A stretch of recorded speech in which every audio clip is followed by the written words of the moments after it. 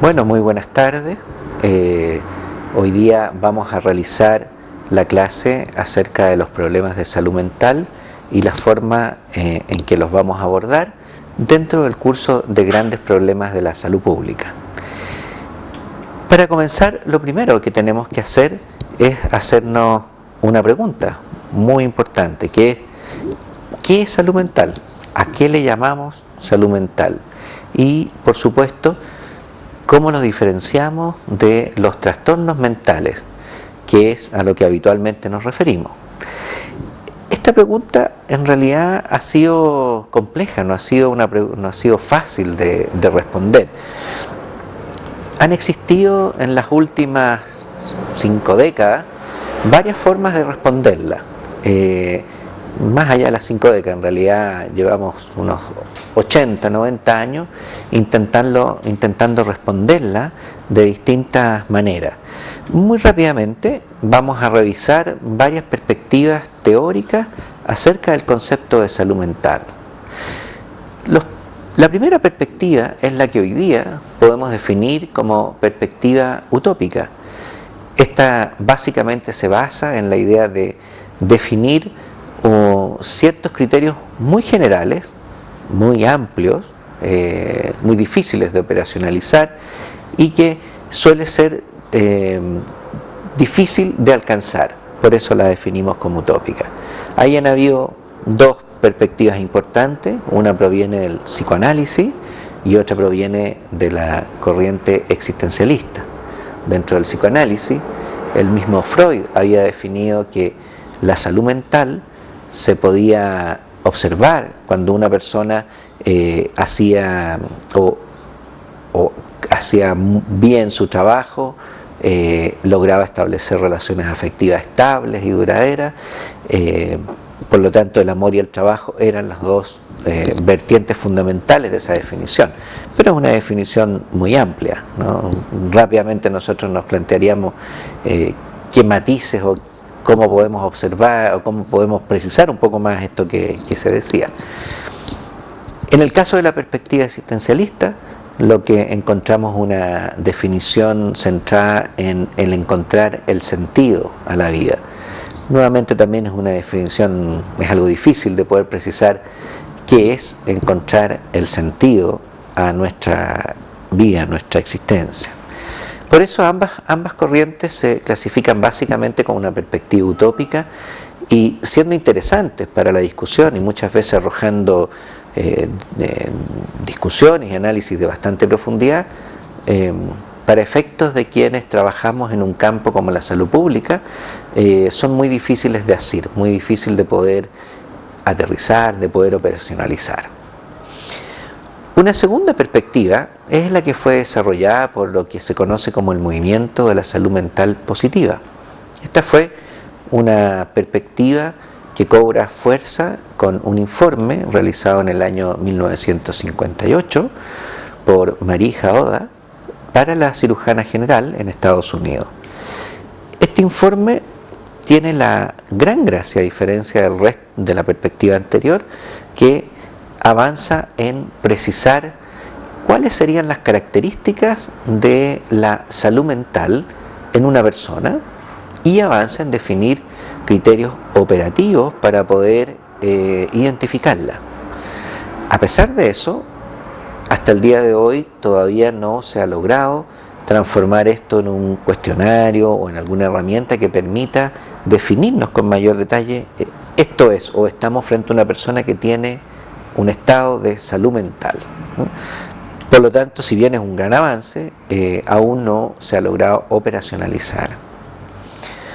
Otra perspectiva, que ya proviene del ámbito de la psicología y en particular de la psicología social, han sido las perspectivas sociocognitivas. Y ahí tenemos 3 que son conocidas como la perspectiva de la psicología positiva, donde el principal exponente es el doctor Seligman, ¿no? Uno de los grandes psicólogos contemporáneos. La segunda perspectiva es la del bienestar subjetivo, desarrollada por Ed Diener, otro de los grandes psicólogos contemporáneos. Y finalmente, otra perspectiva es la de la inteligencia socioemocional, bastante más conocida por un libro que se transformó en un bestseller de David Coleman y que se llamaba justamente La inteligencia emocional.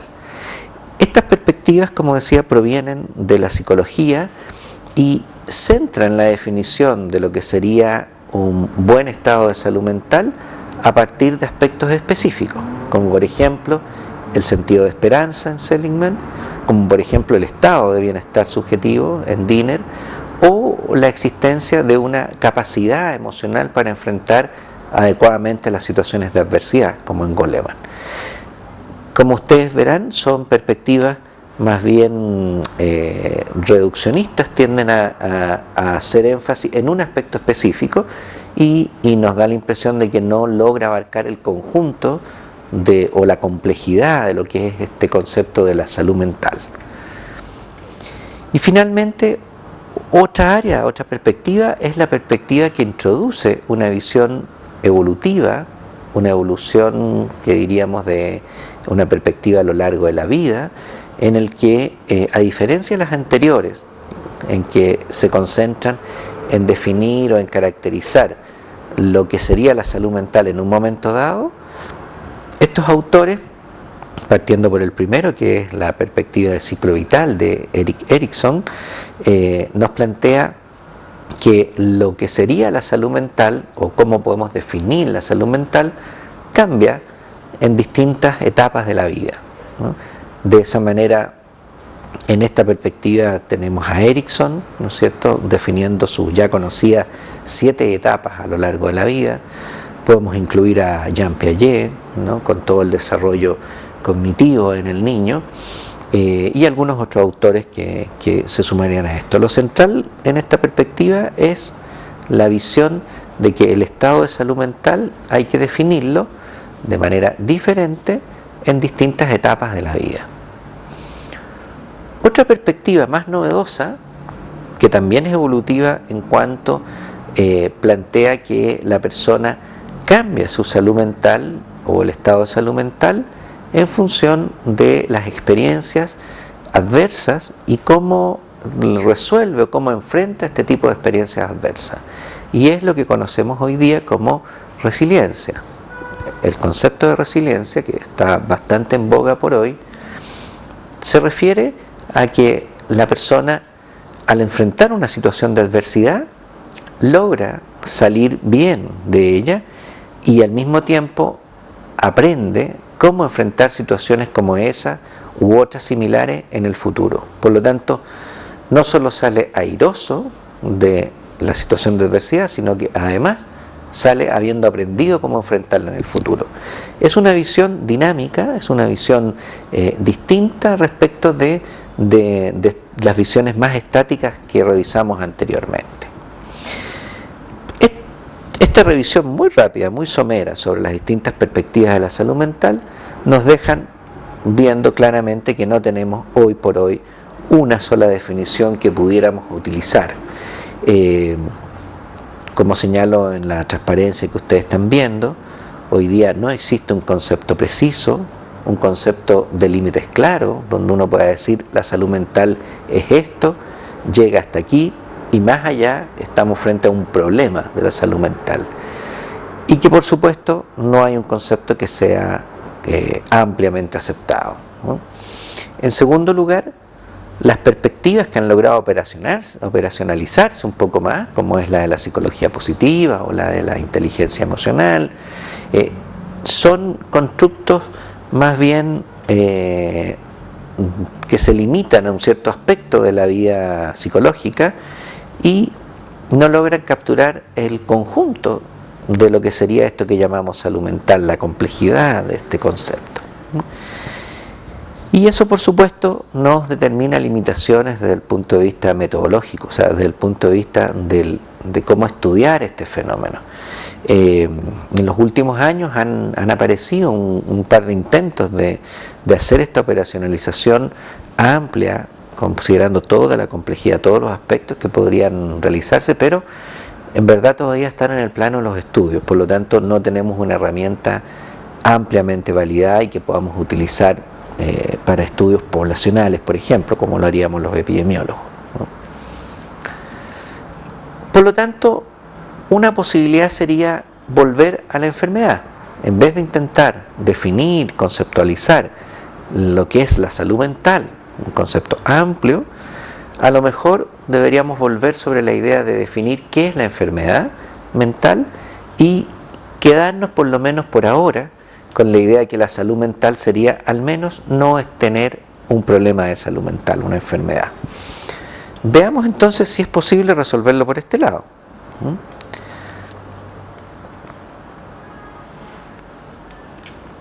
¿Cómo definimos un trastorno mental? Si vamos a la psicopatología, que es la ciencia básica sobre la que se sustenta la psiquiatría, los trastornos mentales, vamos a encontrarnos con que una definición de qué sería un trastorno mental sería aquel donde existe una alteración, ya sea de los elementos del vivenciar o de los instrumentos del vivenciar. Entendemos por elementos del vivenciar las sensaciones, las percepciones, los pensamientos que se expresan en el lenguaje, la afectividad, sus sentimientos, las emociones, ¿no? Y la psicomotricidad, la forma en que nos expresamos corporalmente, ¿no? Cualquiera de ellas podría afectarse de manera tal que estaríamos frente a un trastorno mental cuando una de estas se altera. Por ejemplo, cuando vemos cosas que no existen o vemos cosas que existiendo las vemos de manera alterada. Ahí estamos frente a fenómenos de alucinación o de ilusión respectivamente. Cuando tenemos un estado, una emoción depresiva muy intensa que es capaz de afectarnos todo lo que hacemos en la vida, estamos probablemente frente a un trastorno depresivo. Cuando lo que tenemos es una alteración en la forma en que pensamos y pensamos de manera desestructurada, desorganizada, estamos probablemente frente a un cuadro de psicosis, que podrá ser una esquizofrenia o alguna cosa distinta. Pero si ustedes se fijan, cualquier alteración de esta en general nos lleva a algún tipo de trastorno específico. Y por otro lado, también se pueden alterar los que llamamos instrumentos del vivenciar. Me refiero a aquellas, por instrumentos se entiende aquellas funciones que permiten que puedan existir las distintas vivencias que conforman los elementos del vivenciar. O sea, la capacidad de atender y de concentrarse, la capacidad de orientarse en el tiempo y en el espacio, así como en torno a uno mismo, la capacidad para memorizar, para registrar lo que sucede y poder volverlo otra vez cuando uno volver a buscarlo y volver a recuperar esa memoria cuando uno lo necesita, y la inteligencia como aquella capacidad básica para enfrentar los problemas, ¿no? Y resolverlos bien. Bueno, cualquiera de estos instrumentos que se alteren, estaríamos frente a posibles trastornos mentales. Un déficit de la atención se ve, por ejemplo, en los niños, lo que llamamos déficit atencional, o también se ve en las personas que tienen algún compromiso de conciencia, como los cuadros que se ven en enfermedades médicas, por ejemplo. La pérdida de la memoria la vemos en los cuadros de demencia, como la demencia Alzheimer o las demencias por enfermedades cerebrovasculares, y la alteración de la inteligencia la vemos en las personas o en los niños que tienen un retardo mental. Bueno, como ustedes pueden ver, un trastorno mental en general lo vamos a definir como un conjunto de alteraciones, ya sea en los elementos del vivenciar y o en los instrumentos del vivenciar. Sin embargo, esto que hasta ahora parecía bastante claro, tiene una dificultad, y es que cuando empezamos a explorar cómo se comporta la afectividad de las personas, cómo piensan las personas, qué sucede con la capacidad de percibir la realidad, qué pasa con la memoria de las personas, vamos a encontrarnos con que no es fácil nuevamente demarcar un límite entre que cuando una función está bien o normal y cuando una función está funcionando mal. Esa característica ¿ya?, que nos hace ver que si tomáramos una población completa y midiéramos alguna de estas funciones, encontraríamos que tenemos toda una gama, toda una dispersión, y no podemos definir con claridad hasta aquí llega lo normal, hasta aquí llega y de aquí en adelante está la enfermedad. Esa perspectiva que llamamos perspectiva dimensional hace que necesitemos criterios para poder demarcar con precisión cuando estamos frente a una enfermedad. Por eso también bajo esta perspectiva tenemos ese problema. Sin embargo, esta dificultad para determinar el límite entre lo normal y la enfermedad la hemos resuelto por ahora de una manera pragmática, básicamente llegando a consensos de expertos y generando clasificaciones de los trastornos mentales con criterios para hacer el diagnóstico. Pero es muy importante no olvidar que estos criterios, como por ejemplo los que establece la Clasificación Internacional de Enfermedades, en su capítulo 5, que es el de trastornos mentales, o el manual de la Asociación Psiquiátrica Americana, que se conoce como DSM, cualquiera de esas clasificaciones que usemos y de los criterios que ahí se establecen para definir que una persona tiene un trastorno mental de algún tipo, son consensos de expertos, o sea, son acuerdos a los que han llegado grupos de clínicos fundamentalmente acerca de su propia experiencia como clínico, ¿no?, y que muy pocos de ellos en realidad han sido cotejados a través de investigación epidemiológica, ¿no? Por lo tanto, ahí hay una gran tarea aún que hacer. Sin embargo, para funcionar pragmáticamente podemos utilizar estas clasificaciones. Una clasificación básica, como la que ustedes pueden ver en el slide, en este caso está tomada del textbook de psiquiatría de Oxford, nos plantea que podemos separar los distintos grupos de problemas de salud mental en los siguientes grupos. El primero de ellos son los trastornos mentales propiamente tal, y que a su vez separan en trastornos mentales comunes y trastornos mentales severos. Vamos a revisar de inmediato qué son estos. Pero estos serían, y aquí estarían el grueso de los trastornos mentales a los que nos referimos habitualmente, como la depresión, los trastornos de ansiedad, la esquizofrenia. Tenemos también otro grupo que llamamos trastornos de adaptación, y estos corresponden a los trastornos que se producen a partir de haber experimentado un hecho muy intenso, muy importante, muy significativo para la persona, y que frente a ese hecho, por ejemplo, la pérdida de un ser querido, o un evento como un terremoto a propósito del que sufrimos recientemente y con pérdidas importantes para uno, para la familia, en fin. Cuando uno enfrenta un evento como eso, existe la posibilidad que los síntomas que uno tiene al inicio, que en realidad no son síntomas, sino que es propiamente una reacción normal, perduren en el tiempo más allá de lo esperable, o la intensidad de los síntomas, en vez de ir disminuyendo en el tiempo, vayan creciendo. A esto que se produce a partir de un hecho y que genera un conjunto de síntomas que se mantienen en el tiempo o que aumentan en intensidad, en vez de desaparecer, le llamamos trastornos de adaptación. También tenemos otro subgrupo que se llama trastornos de personalidad, que corresponde básicamente a una alteración en las formas de ser, en los rasgos de personalidad, que hace que la persona permanentemente y a lo largo de toda su vida puedan sufrir ellos a partir de la relación con el entorno, con las demás personas o consigo mismo, o hagan sufrir a otras personas, ¿no? Esos son los trastornos de personalidad. Un grupo hoy día bastante en discusión, si se puede llamar propiamente trastornos a estos, ¿no? Siempre tenemos otros trastornos que uno podría englobar aquí, como por ejemplo trastornos que hoy día no están recién siendo clasificados, no voy a entrar en este detalle.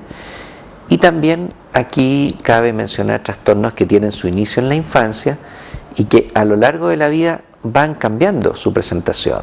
Entonces puede que partan en la infancia de una manera y con el tiempo la persona va modificando su presentación. Por ejemplo, en los niños son bastante frecuentes los que llamamos trastorno por déficit atencional, que cuando son más pequeñitos suele asociarse además a una hiperquinesia, o sea, a un niño muy inquieto, con mucho movimiento, muy impulsivo, pero a medida que van avanzando los años, esa hiperquinesia, por ejemplo, puede ir quedando atrás y el niño deja de tener el problema del movimiento y la impulsividad, pero sí se mantiene el déficit atencional, que a veces le dificulta su aprendizaje.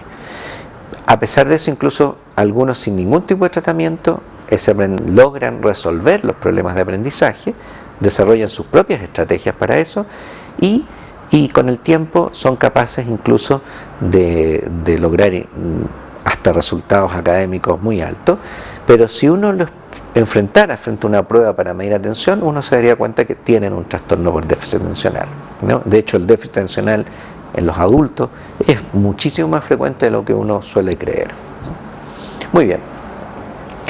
Y el retraso mental es nuestro último gran grupo, ¿no? Que se refiere básicamente a la reducción de una función, de un instrumento del vivencial, que es la inteligencia. Concentrémonos entonces ahora en los dos primeros grupos, los que llamamos trastornos mentales comunes y trastornos mentales severos. Esta separación en los dos grupos es una separación muy característica de la psiquiatría europea, que es muy práctica en el sentido de que es útil para quienes nos interesa el desarrollo de programas de desarrollo de política, porque en realidad estos dos grupos, como van a ver ustedes, uno puede darse cuenta que en términos de su magnitud, en términos de las necesidades que generan y de la forma en que hay que organizar los servicios, son distintos y se enfrentan de dos maneras diferentes. Los trastornos mentales comunes llevan su nombre de común porque son trastornos que tienen una elevada frecuencia en la población y uno los puede notar esta elevada frecuencia en estudios de prevalencia poblacional o en estudios de prevalencia entre las personas que consultan en centros, por ejemplo, de atención primaria, ¿no? Tienen una evolución más bien aguda, aunque un porcentaje puede mantenerse con síntomas, con una menor cantidad de síntomas o con un cuadro subclínico por un tiempo un poco más prolongado, pero suele ser más bien agudo y limitado en el tiempo. En general produce menores niveles de discapacidad y esta discapacidad es más bien transitoria y requiere servicios de baja y mediana complejidad.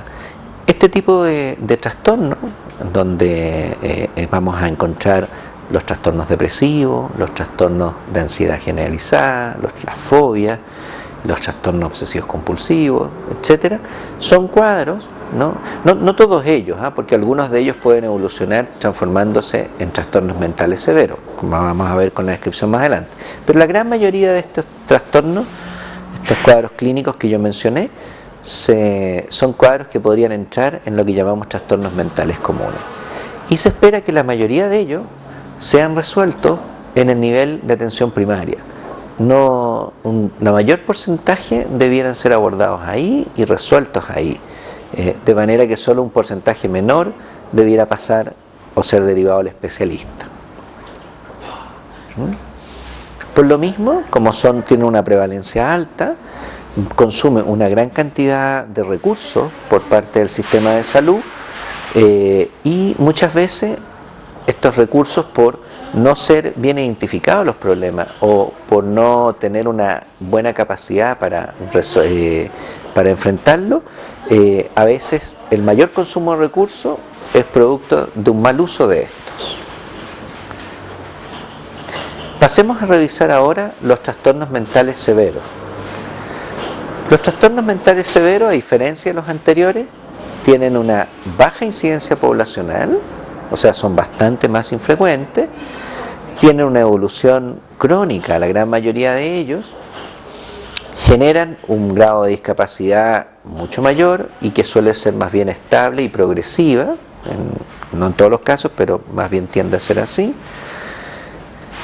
y va a requerir, por lo tanto, para su atención, servicios de mayor complejidad, mucho más integrados, y donde se establece con el paciente y su familia una relación de largo plazo, ¿no? Por lo tanto, el consumo de recursos de los servicios sanitarios, en este caso, tiende a ser más bien especializado, complejos, y donde a pesar de que son pocos casos, la intensidad y diversidad de recursos que requieren son los que generan el mayor consumo. Muy bien, una vez que hemos revisado los conceptos generales, sabemos que resulta difícil precisar lo que es salud mental. Nos hemos concentrado más bien en definir qué son los trastornos mentales. Vimos las dificultades conceptuales que tenían, a pesar de lo cual nos hemos quedado con ciertas definiciones operacionales y hemos tomado una más bien pragmática que proviene de la psiquiatría europea, útil para quienes nos interesa el desarrollo de políticas y programas en este campo, como esta clasificación de trastornos mentales comunes versus trastornos mentales severos. Tenemos que ahora pasar a preguntarnos qué determina el estado de salud mental o los problemas de salud mental en una comunidad, tal como hemos revisado en otros cursos, cuáles son los determinantes de la salud mental, los determinantes de la salud poblacional para cualquier enfermedad o para grupos específicos de enfermedades. Revisemos ahora qué sabemos específicamente sobre el área de la salud mental. Lo primero que hay que hacer es darnos cuenta que la investigación en este campo es reciente, es más, y lo que sabemos por lo tanto es aún bastante incipiente. Podemos usar modelos como los que ya conocemos para el estudio de los determinantes de la salud poblacional en el campo específico de los determinantes de la salud mental poblacional. Efectivamente lo podemos usar. Sin embargo, lo que no hay que perder de vista nunca es que frente a estos problemas tenemos que mantener una perspectiva siempre amplia que considera los aspectos del conjunto de la sociedad, de la micro sociedad en la que está inserta la persona, de sus propias redes sociales, de la misma persona con su propia experiencia a lo largo de la vida, ¿no? Y todo eso que hemos llamado una perspectiva más bien ecológica, social, ecosocial, es la que tenemos que mantener. Sin embargo, como les decía, debemos ser modestos, debemos más bien saber que tenemos poca información aún al respecto y ahí nos queda bastante campo todavía por avanzar en esto, ¿no? Uno de los modelos que podemos utilizar es el que ustedes ya conocen, el modelo de campo de la salud, propuesto por Marc Lalonde hace ya 30 años atrás casi, que nos dice que la salud de una población va a depender fundamentalmente por 4 grandes grupos. Uno, ¿no es cierto?, son los que tienen que ver con los aspectos genéticos y demográficos de una población, por decirlo así, los aspectos biológicos de una población. Sabemos que hay ciertos trastornos mentales en donde la carga genética es más alta, por ejemplo, y quizá eso explique por qué las prevalencias de trastornos mentales en algunas poblaciones puede ser más alta. Por otro lado, tenemos otro gran grupo que es todo el medio ambiente, tanto en los aspectos físicos como en los aspectos sociales. Y aquí cabe recordar 2 cosas que sí en la salud mental tienen mucha importancia, se le reconoce cada vez más, como son el ambiente en donde el niño se desarrolla. Me refiero a las condiciones de pobreza, a las condiciones de violencia a la que está sometido. Sabemos que eso marca de manera muy importante su historia de salud mental en el futuro como adulto. Y en la vida adulta sabemos también que las condiciones de trabajo son un gran grupo de determinantes, ¿no?, que tenemos que tener presente. Otro aspecto otro gran grupo de factores en el modelo de Lalonde son las conductas de las personas. Y ahí tenemos que recordar lo que revisábamos en la clase de bases teóricas, en el primer curso, cómo, ¿no es cierto?, aquellos aspectos de la conducta que tienen que ver con la capacidad de enfrentar las situaciones de adversidad, la capacidad para enfrentar el estrés, el funcionamiento respecto de cómo obtener ayuda por parte de su red social. Son todos factores relevantes que tienen que ver con la conducta específica de la persona y que hay poblaciones que tienen más habilidades para esto o desarrollan más habilidades en los miembros de su comunidad que otras. Y finalmente el sistema de atención, ¿no? Sabemos que es otro gran factor y en este caso específico vamos a revisar en la segunda parte de la clase los aspectos que tienen que ver con con los sistemas de atención y qué hacer frente a estos problemas. Si quisiéramos ponerlo en una perspectiva longitudinal en el tiempo respecto de la vida de una persona, podemos observar en esta transparencia cómo hay factores que influyen, partiendo por supuesto primero por la predisposición genética. Ya les señalaba que hay cierto tipo de enfermedades que se sabe que tienen un factor genético importante. Todos la tienen, ¿no? Lo que no sabemos bien hoy día es más bien cómo se produce esa vulnerabilidad por la vía de ese factor genético. Hoy día es un área de intensa investigación esta, ¿no? Pero sabemos que hay algo que se hereda y que determina una mayor vulnerabilidad a una enfermedad mental. Después de la predisposición genética, sabemos que las experiencias tempranas en la infancia parecen ser marcadoras de lo que pueda suceder en el futuro. En ese sentido, una de las experiencias traumáticas más estudiadas hasta ahora y más reconocidas son las experiencias de violencia dentro de la familia. No solo siendo objeto de violencia, siendo objeto de abuso, sino que también siendo espectador de la violencia, por ejemplo, entre sus padres, o la violencia que se produce en el barrio donde el niño vive.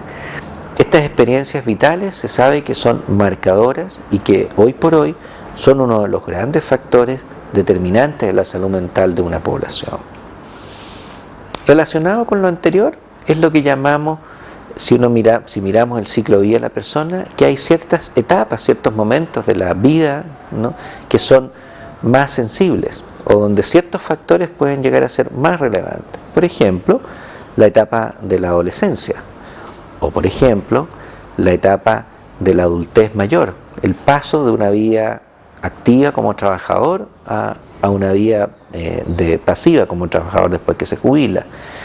En el caso de la adolescencia, sabemos, ¿no es cierto?, que es una etapa compleja donde el joven comienza a desarrollar un sentido de identidad y de autonomía mucho mayor, comienza a tener su vida de pareja, sus primeras experiencias sexuales, y al mismo tiempo está construyendo la fortaleza de su propia identidad.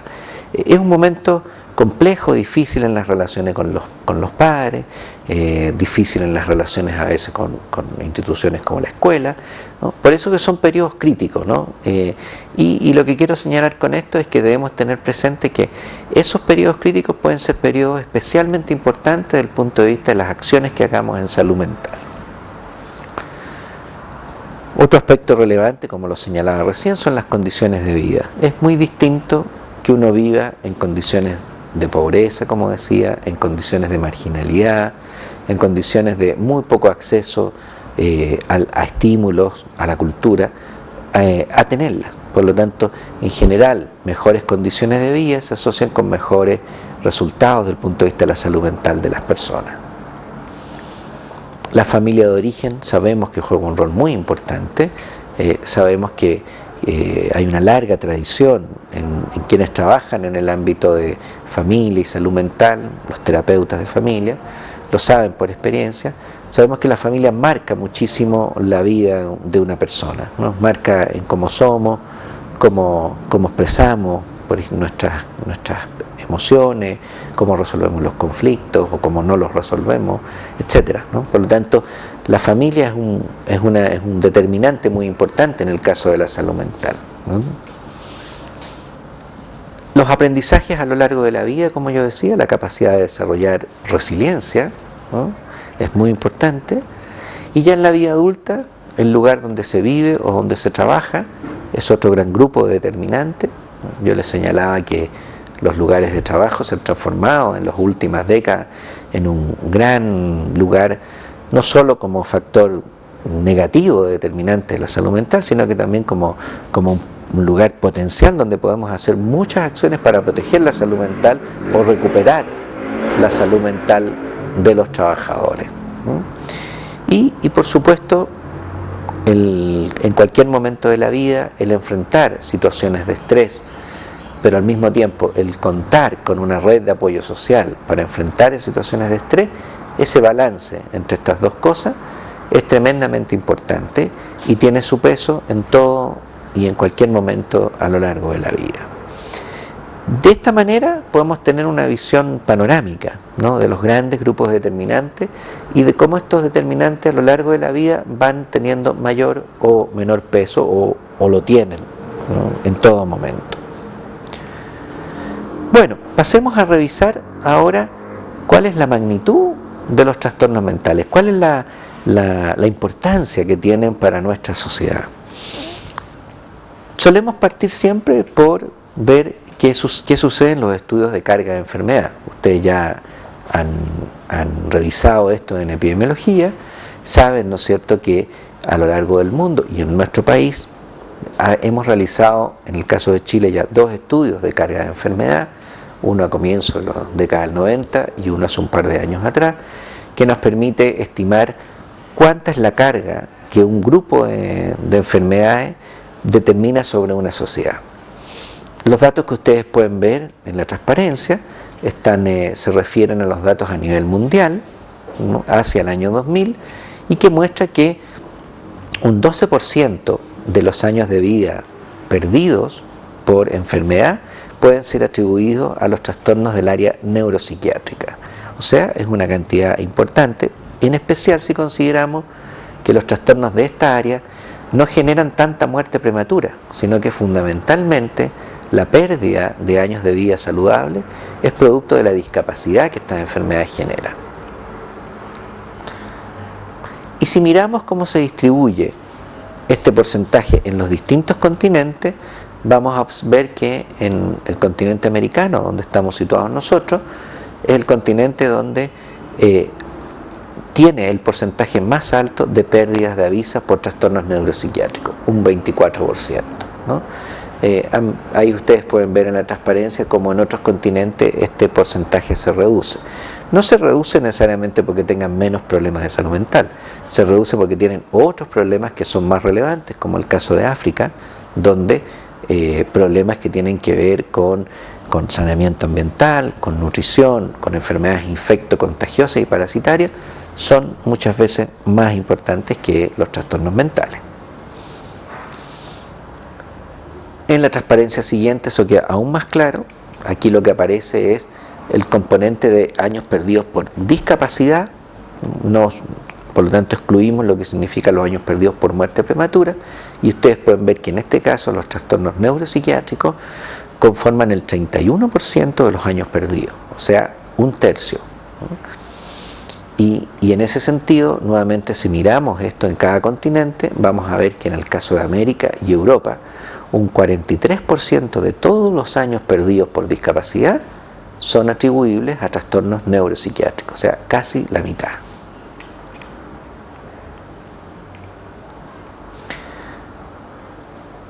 Si miramos ahora un grupo específico, como es el grupo de adultos jóvenes entre 15 y 44 años, para ambos sexos, vamos a poder observar que entre las 10 primeras causas encontramos 5 de ellas que se relacionan con salud mental. Noten ustedes que el trastorno depresivo aparece en segundo lugar, los trastornos derivados del consumo de alcohol en quinto lugar, las lesiones autoinfligidas, ya sea como suicidios o intentos de suicidio, en sexto lugar, la esquizofrenia en octavo lugar y el trastorno bipolar en noveno lugar. Y ustedes ven la violencia y los accidentes de tráfico también puestos ahí, que muy probablemente uno podría encontrar algún componente de salud mental dentro de ello. Por lo tanto, si miramos ahora las causas específicas, vamos a ver que en este grupo de edad, el grupo de adultos jóvenes, 5 de las 10 primeras causas de pérdida de años de vida saludable son directamente producidos por problemas de salud mental.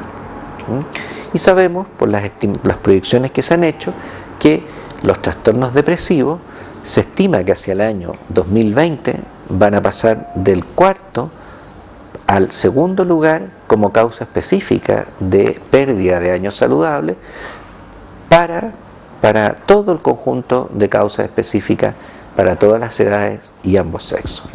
Por lo tanto, el trastorno depresivo, a partir de los estudios de carga de enfermedad, se han transformado en uno de los grandes problemas en el mundo entero.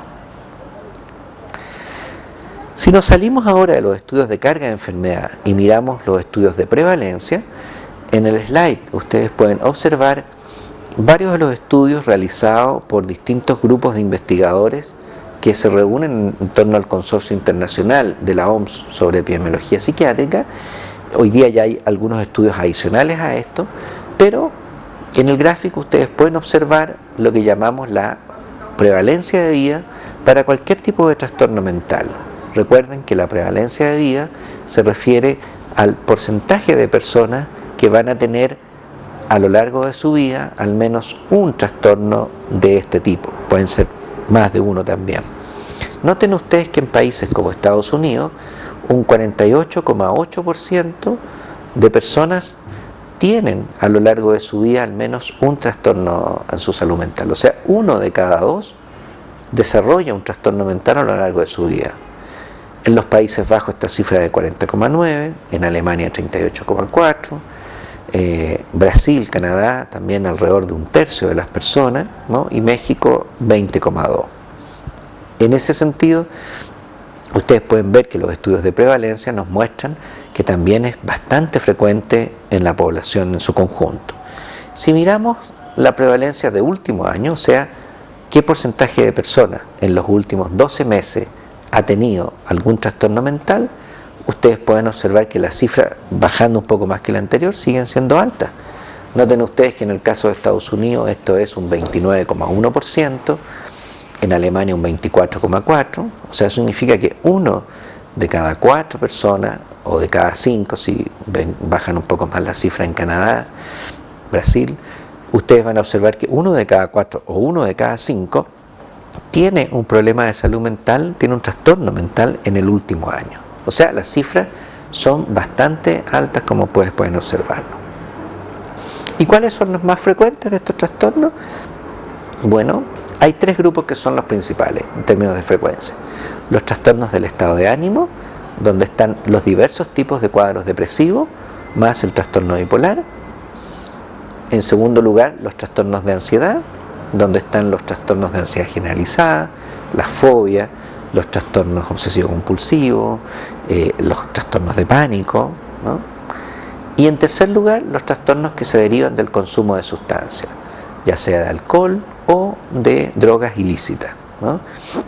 Estos son los 3 grandes grupos que en general se repiten en los distintos países donde esto ha sido estudiado. ¿Y qué sucede en Chile? Bueno, en Chile tenemos un estudio de prevalencia en población adulta de cobertura nacional. Este es un estudio que se realizó a lo largo de la década de los 90, está conformado por 4 estudios más pequeños y que tomó 4 ciudades de Chile: Concepción, Santiago, Iquique y Cautín, y ustedes en el cuadro pueden ver los años en que se publicaron los resultados. Aquí se utilizó una entrevista psiquiátrica estandarizada y el dato que ustedes pueden observar en la tabla se refiere por una parte a los grupos específicos de trastorno, como los trastornos afectivos o los derivados del consumo de sustancias, como pueden ver ahí, y al final, en la última línea, encuentran la síntesis, ¿no? La presencia de algún trastorno de salud mental de los que fueron evaluados con esta entrevista. Ustedes pueden observar que en todas las ciudades las cifras se mueven alrededor de 1/3 de la población, un poco más en el caso de Iquique, un poco menos en la zona de Cautín. Por lo tanto, esto significa que en Chile tenemos que considerar que más o menos poco más de 1/3 de las personas desarrolla un trastorno mental a lo largo de su vida, al menos uno.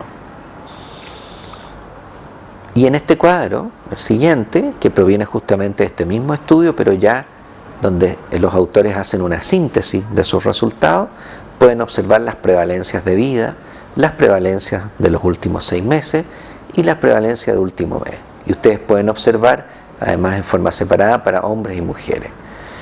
En general, la prevalencia de vida para el conjunto, como decíamos, es de un 36%, o sea, poco más de 1/3. La prevalencia en los últimos 6 meses de 22%, o sea, entre 1/5 y 1/4. Y la prevalencia de último mes, o sea, las personas que tienen un trastorno mental en el último mes, es un 16,7%. Las cifras son un poco mayores para mujeres, y eso se repite en general en todo el mundo. Por lo tanto, la magnitud de los problemas, a modo de síntesis, la magnitud de los problemas es bastante alta, como ustedes pueden ver.